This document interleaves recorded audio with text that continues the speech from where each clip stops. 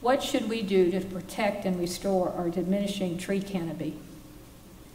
Well, we got to stop having major storms and things that have acted beyond us in terms of act of God. Just in my property alone, my home, I've lost probably 3 or 4 trees in the past 2 years, and that when things happen, we have these catastrophes. You know, as a mayor, you can't just be someone that sits at home and just because your property suffers some damage and cry about it, you have to get out and see what's happening throughout the entire city. And as I've driven through the city through all hours of the night surveying damage, we have a lot of trees that have come down. And as a matter of fact, we have a tree canopy program, and we have a commission that actually advocates for our trees throughout the city. We need to be committed to continuing that initiative, all of those initiatives, but while at the same time increasing the funding. When I was on the city council, I think Rob Kubika and I pushed very strongly for the urban forestry report and plan. And I think we have a plan. The problem is now we have to implement it. Alexandria has lots of plans. One thing I like that Arlington does, every several years it has a bond referendum. And it says, these are the things I think we need to invest in. Parks, recreation, aquatic centers, whatever. Somehow we have lots of plans, lots of ideas about how to make Alexandria more livable, more green, and so on. But we're not implementing it very well. And I think we need to figure out why that is and to change that. Where do we stand on deferred maintenance on infrastructure of all types in the city? Well, the city has so many different types of infrastructure. We need, if you consider schools a key infrastructure, we have we have millions of dollars of needs for schools and capacity and fixing schools. We have a lot of sewer infrastructure that needs to be repaired. I mean, we have fees and we're advancing on it and we're doing it. We have roads and bridges that need to be worked on. We have a combined sewer system along the waterfront, and some of these I realize are maybe not deferred in the normal sense, but they're key capital projects. The city has a long list of projects under its capital improvement plan which address deferred maintenance. The money we spend on capital things is one of the most important things we do in the city. By 2020, we're going to be up around $1 billion of spending. Schools, Potomac Yards Metro, sewers, and other things. It's critical that we look at that and apply it properly. Mr. Yule. Thank you, and I agree with everything that Mr. McDonald has said relative to what our challenges are and how we address them. But as someone who has for the past 9 years gone up to Wall Street to meet with Moody's and Standard & Poor's to get our credit rating renewed, these are things that we discuss with them, they discuss with us, they question us in terms of our infrastructure before they even consider renewing our credit rating, simply because why would they want to allow us to sell bonds to the general public if we don't even know how we're going to take care of our infrastructure to attract new development and growth? They say it takes a village. What will you do outside of things managed by the school board to assure that all the children in this village succeed in school? Well, it's a very good question. As a product of the public school system from K through 12, and then after coming back from college in 1972, I was not pleased and happy with the direction the school system had taken, and so I engaged myself to become a member of the school board. I thought I'd do it for maybe just 1 3-year term, ended up doing it for 10 long years, and made a tremendous difference in terms of turning the system around, stopping the bleeding. But yet, all these many years later, we still have a lot of challenges that we are confronted with, and as a 18-year member of the City Council, I've been a strong advocate and supporter for our public school system. I helped create the monthly meetings, which is a work group process between the City Council and the school board, rather than us meeting once or twice a year during budget times. And as a matter of fact, today I participated in the ribbon cutting for a brand new T.C. Williams satellite facility at Landmark. And that was initiatives that I came back from a U.S. Mayor's Conference about 1.5 years ago, having witnessed that initiative and asked our school system to undertake that.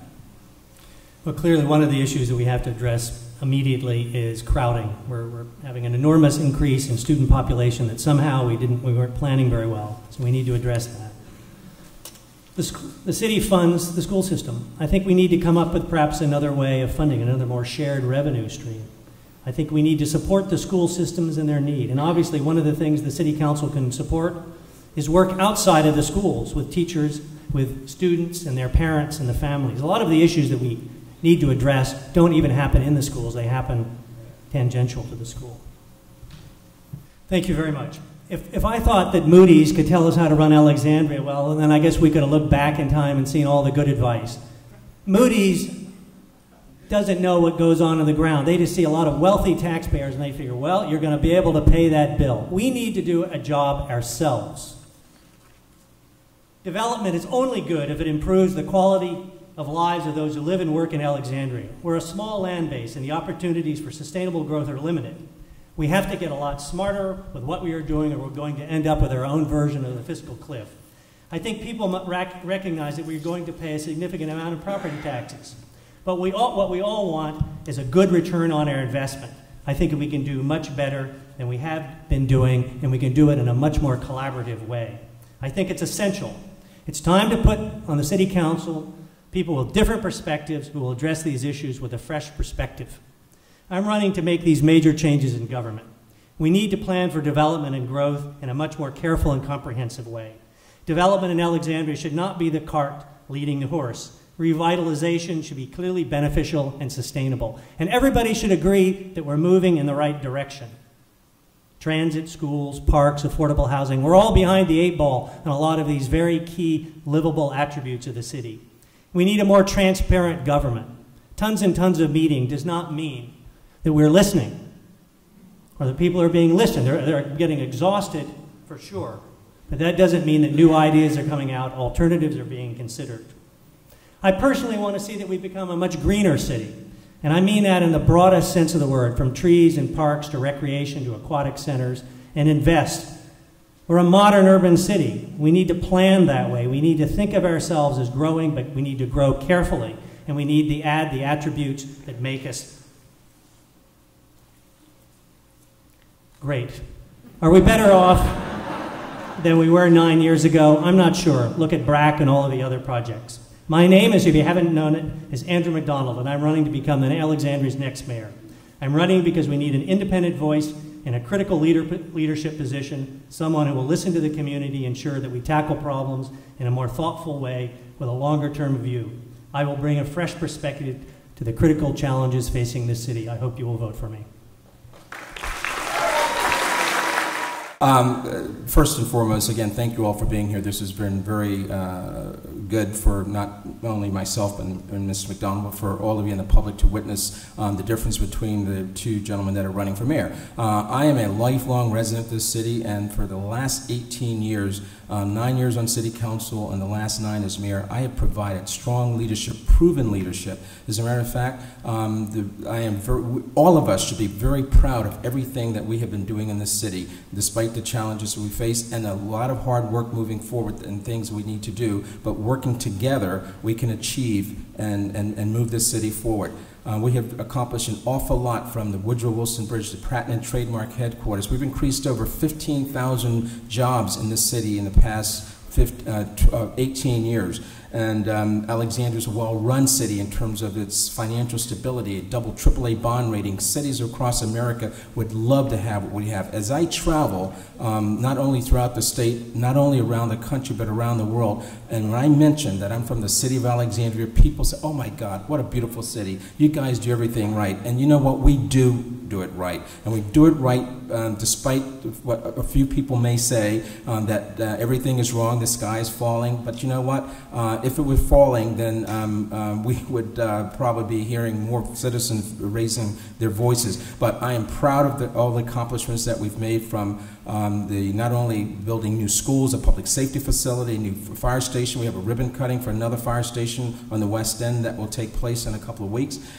We are a city that has a lot to be proud of, but yet we need to continue to work together. And through my leadership for 18 years, and that's really what this is about. It's about proven leadership. It's about someone like myself who's multitask, that can do several things at one time, run a business, serve on city council, tend to the needs of working with the nonprofit community, but also making a difference in the community, and that's really what this is all about.